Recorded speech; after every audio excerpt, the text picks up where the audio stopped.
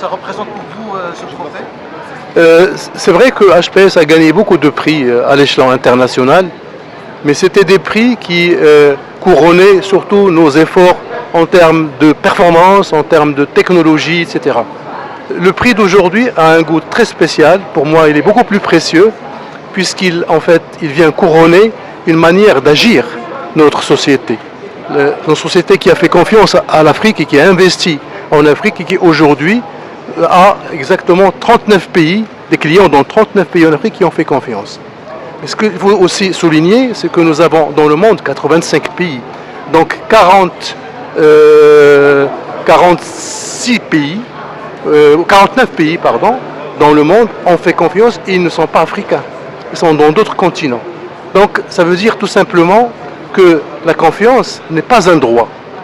La confiance, c'est quelque chose qui se mérite. Vous êtes aujourd'hui dans le top 5 au niveau mondial sur votre métier. Quels sont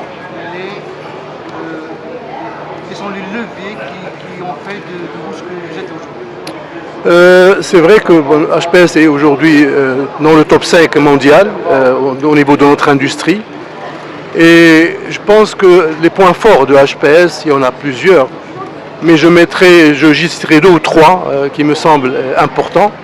D'abord, les ressources humaines. Parce que nous sommes une société de technologie. Donc, on n'a pas de machine. Notre capital le plus précieux, c'est le capital humain. Et je tiens aussi à souligner que nous avons 30% de femmes. C'est très important. Et notre objectif est d'arriver à 50% de femmes à horizon 2025. C'est ça la tendance de la société.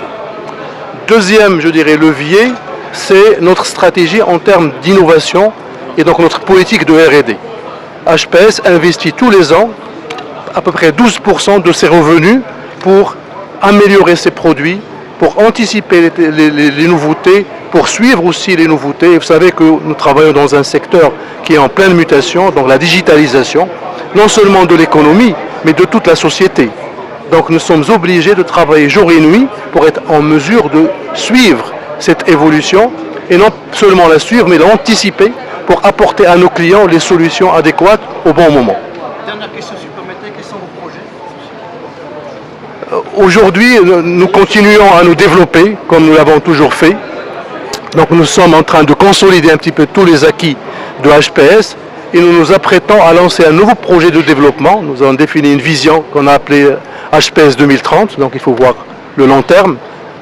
Et donc nous sommes en train de finaliser cette stratégie que nous aurons le plaisir d'annoncer dans quelques semaines.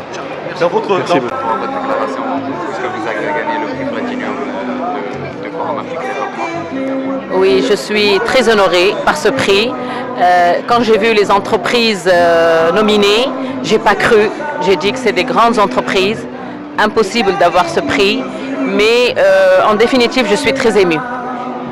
En plus, je remercie Tijeri Wafa Bank qui nous a permis d'assister, de parler, de donner ses idées, d'avoir des idées, d'avoir ces meetings B2B et de se développer surtout sur l'Afrique. Parce que c'est notre partenaire bancaire qui nous a aidés à s'implanter sur le continent. Est-ce qu'il y a des projets sur le Maroc? Oui. Est-ce qu'on peut avoir plus de détails, s'il vous plaît?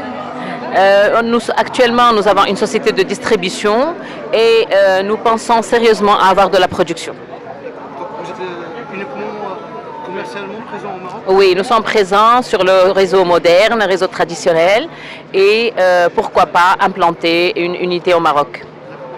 Une dernière question, si vous permettez, est-ce que vous pouvez nous donner quelques chiffres concernant notre société, le chiffre d'affaires, les résultats, les entités qui sont présentes à travers l'Afrique notamment? Nous sommes implantés sur 4 sites en Tunisie et nous sommes implantés en Algérie, en Libye, bientôt en Côte d'Ivoire et au Sénégal.